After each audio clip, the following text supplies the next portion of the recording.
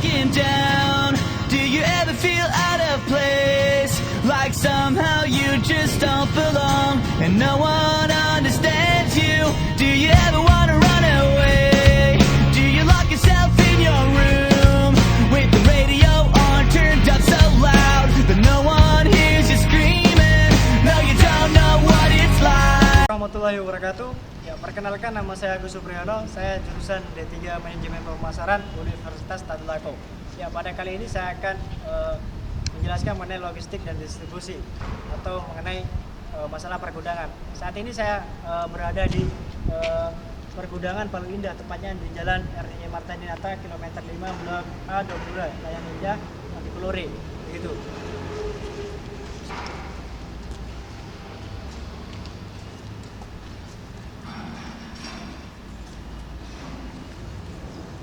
Ya, pengertian logistik. Menurut Christopher pada tahun 1992, logistik didefinisikan sebagai suatu proses yang strategis dalam pengelolaan mulai dari pengadaan barang, perpindahan barang, hingga penyimpanan barang, bahan baku dan produk jadi, yang di dalamnya terkait aliran informasi pada perusahaan dan koneksi pemasaran untuk kepentingan mendapatkan biaya yang efisien dan dalam rangka pemenuhan kebutuhan konsumen. Sedangkan pengertian distribusi, menurut Philip Kotler, distribusi merupakan sekumpulan organisasi yang membuat sebuah proses kegiatan penyaluran suatu barang atau jasa siap untuk dipakai untuk dikonsumsi oleh para konsumen. Jadi distribusi secara sederhana dapat diartikan sebagai proses penyaluran barang atau jasa, begitu. Sedangkan ada namanya alat transportasi logistik. Alat transportasi logistik ini meliputi mobil atau truk. Yang selanjutnya ada kereta api, pesawat udara. Ya, pesawat udara ini kelemahannya selain dia kelebihannya adalah dia cepat, tapi biaya pengirimannya ini sangat mahal, begitu. Ada transportasi air. Transportasi air ini yaitu kapal. Kapal ini bisa menampung dengan kuantitas yang lebih besar. Biasanya ini digunakan untuk pengiriman antar pulau.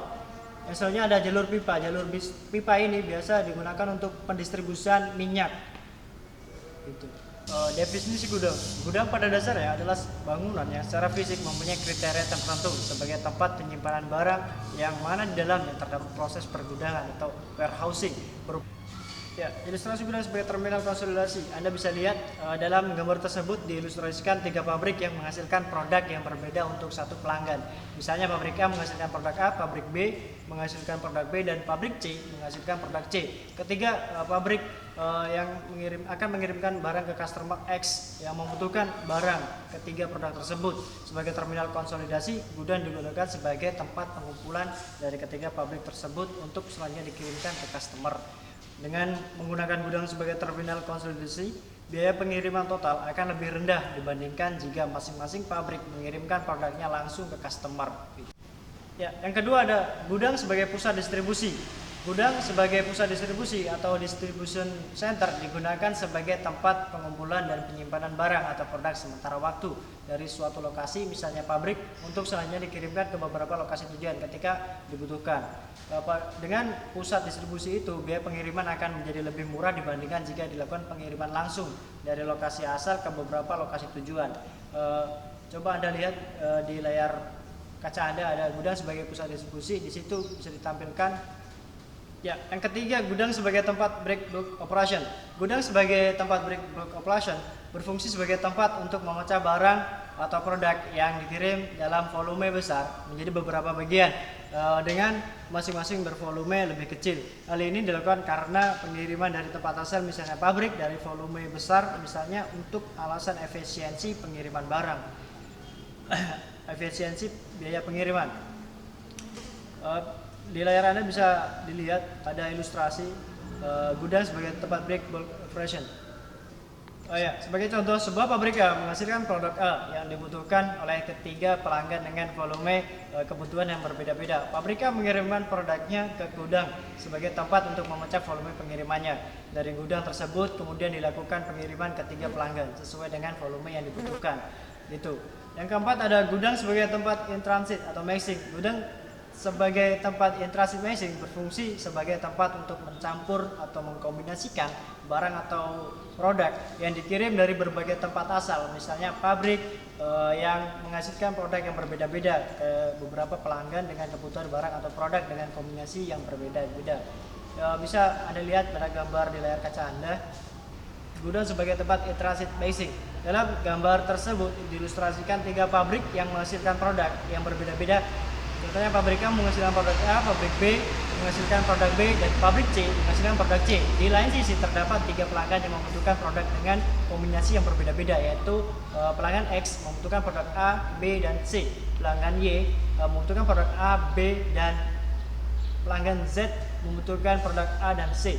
Gudang digunakan sebagai tempat in-transit basing untuk mengkombinasikan pengiriman tersebut itu. Ya, gudang sebagai tempat cross dock operation.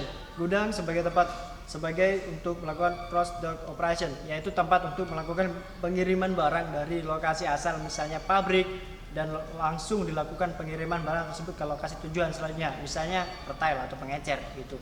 Proses penerimaan dan pengiriman dilakukan dalam waktu yang relatif cepat sehingga tidak terjadi proses penyimpanan barang atau produk.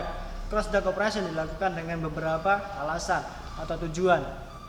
Salah satu alasannya adalah karena barang atau komoditasnya bersifat perishable, misalnya sayur. Dalam kenyataannya, suatu gudang bisa digunakan untuk menjalankan beberapa fungsi sekaligus. Yang selanjutnya, suatu perusahaan harus bisa meramalkan demand and supply. Oleh karena itu, dibutuhkannya manajemen pergudangan yang tujuannya yang pertama yaitu mengoptimalkan penggunaan ruang, yang kedua mengefektifkan pekerjaan karyawan dan peralatan, dan terakhir menyediakan akses ke inventory barang di dalam gudang gitu.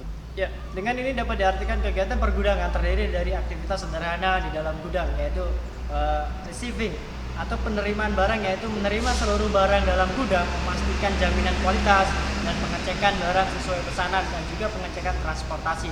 Yang kedua ada put away, yaitu proses penempatan barang pada lokasi penyimpanan seperti yang kita lihat pada di sini gitu.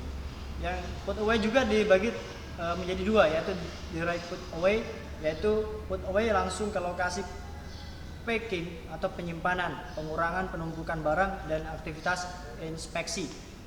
Yang kedua ada directed put away, yaitu WMS yang memberikan arahan lokasi penyimpanan yang dilakukan oleh operator gitu. Jadi penyimpanan barang atau storage, aktivitas penyimpanan barang, area penyimpanan dibagi berdasarkan fungsi area, yaitu area gudang bahan baku, area gudang barang jadi, area gudang perlakuan khusus, benda atau bahan yang rentang terhadap suhu, sifat cair, padat, gas maupun mudah terbakar, dan juga waktu kadaluarsanya gitu. Ya, letdown atau replacement, di mana proses penurunan barang dari area penyimpanan ke dalam area packing. Sebelum tahapan packing dilakukan, tahapan picking atau penyiapan barang dalam gudang sesuai dengan surat pesanan. Yang selanjutnya ada packaging, yaitu pengemasan barang agar barang aman dalam proses pengiriman. Yang selanjutnya ada sortas atau pemilihan dan pengelompokan barang, dan juga membandingkan antara kapasitas truk dan rute perjalanan. Dan juga ada shipping, yaitu pengiriman barang dari gudang memesan barang atau pembeli gitu. Terus ada jenis-jenis gudang, yaitu gudang umum. Gudang umum adalah gudang untuk menyimpan inventory atau persediaan pada periode waktu yang panjang. Jenis inventory pada gudang manufaktur untuk antisipasi dan fluktuasi kegiatan dari penanganan dan perpindahan barang yang relatif sedikit. Tujuannya adalah untuk menjaga kondisi barang dengan baik hingga barang tersebut digunakan gitu. Yang selanjutnya ada gudang distribusi. Gudang distribusi berfungsi untuk mendukung proses konsolidasi, break bulk, dan cross docking. Contohnya adalah sebagai PT Pos Indonesia, Tiki, JNE, JNT, dan lain sebagainya. Ya, mungkin itu yang bisa dapat saya sampaikan. Mudah-mudahan yang sedikit ini bisa bermanfaat untuk teman-teman sekalian. Kurang dan lebihnya saya mohon maaf. Saya akhiri. Wabillahi taufiq wal hidayah. Wassalamualaikum warahmatullahi wabarakatuh.